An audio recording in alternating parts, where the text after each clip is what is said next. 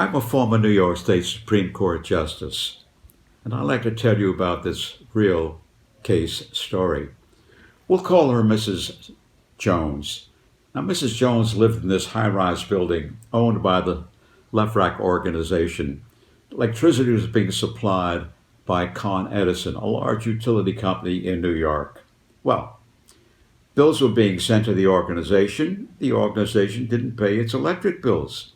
And after about 6 or 7 months of this, they said, wait a minute, Lefrak, you've got to pay your bills. And Lefrak says, we're not paying our bills because you've overcharged us. In the meantime, these two giants, these two Goliaths, are fighting with each other, and Mrs. Jones and the other tenants of this building are right in the middle of this dispute.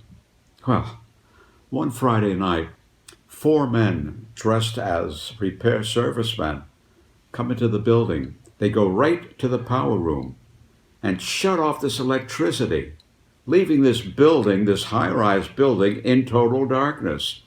Now, the people who are entering the building have to walk up many, many flights of stairs in darkness, and people leaving the building to get out into the street have to walk out in total darkness using a flashlight, those who did have flashlights. Mrs. Jones lived on the 12th floor. She was a health aide. She had a patient on the 10th floor, and she was concerned about her.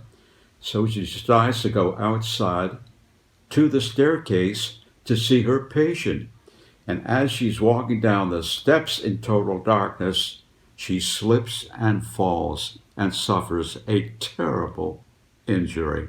Well, a lawsuit is brought, and fortunately for Mrs. Jones, the jury comes back with a verdict of $9 million.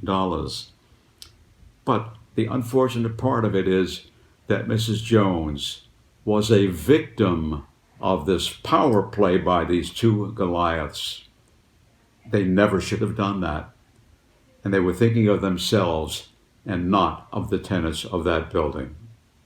Well, that's the story from the storyteller.